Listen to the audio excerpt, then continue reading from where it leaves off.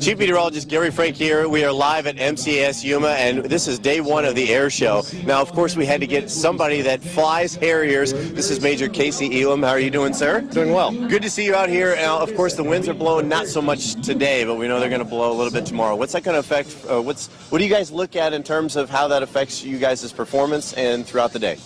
Overall sustained winds we typically look at, as well as gusts. The Harrier has a lot of flexibility to vary its show depending on the weather conditions and the wind conditions.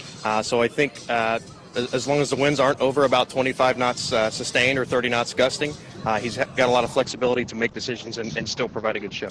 Well, so it looks like we're going to be kind of right on the borderline there with looks like we should be able to provide a good show. So it's just hopefully Mother Nature cooperates. As you can see right now, it's still cooperating outside for the remainder of the evening. So we'll look at our current temperatures outside. We're in the middle 70s, lower 70s throughout the area, even sneaking into the upper 60s in some spots. And we're going to continue to see that over the next several hours as our temperatures eventually slide throughout the remainder of the evening.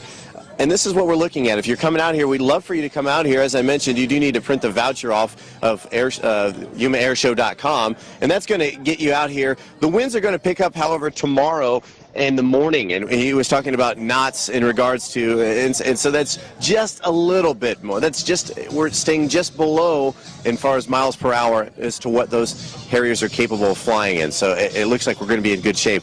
Gusting to 25 in the morning, especially as some of the events start at 10 a.m. and then gusting to 35 in the afternoon. Windcast illustrates that fairly well as you see those winds moving in from the west, and they'll eventually switch to the southwest in the Yuma area throughout the day. But very, very breezy conditions. That west wind is the one that picks up dust, unfortunately, as well.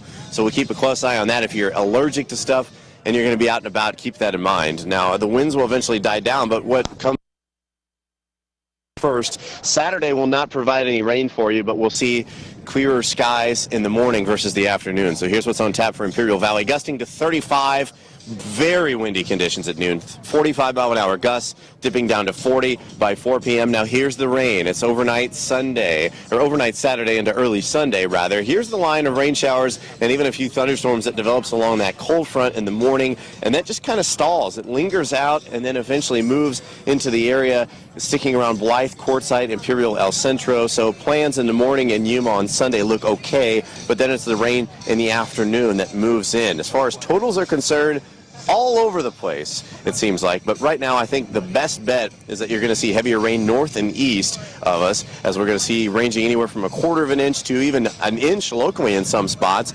But flooding is an okay threat. We'll see a fair amount of flooding, especially, of course, in those areas that see about an inch of rain. Now, I don't expect high winds associated with thunderstorms. We see the high winds tomorrow, but that's not going to be thunderstorm driven. And then hail is also just not a concern at all, as this is not severe weather. 64, it drops our temperatures down on Sunday. Monday, 50% chance of lingering showers, and then we're at 67 degrees on Tuesday. 70s for the rest of the week, but March is bringing in with a bit of a bang as we see some of those rains stick around with us between Sunday and Monday throughout the area. So that's what we can expect over the next several days. But we have got lots of stuff going on out here. The festivities are just beginning. At 6:30, the national anthem will commence, and then we'll start to see a lot more going on. Come out here and join us this evening. Once again, they're expecting over 5,000 people, and it is free to attend both days, but specifically need the voucher online. Make sure you do that to get into the base and give yourself a little bit more time for traffic. For now, we'll send it to break. Stay with us.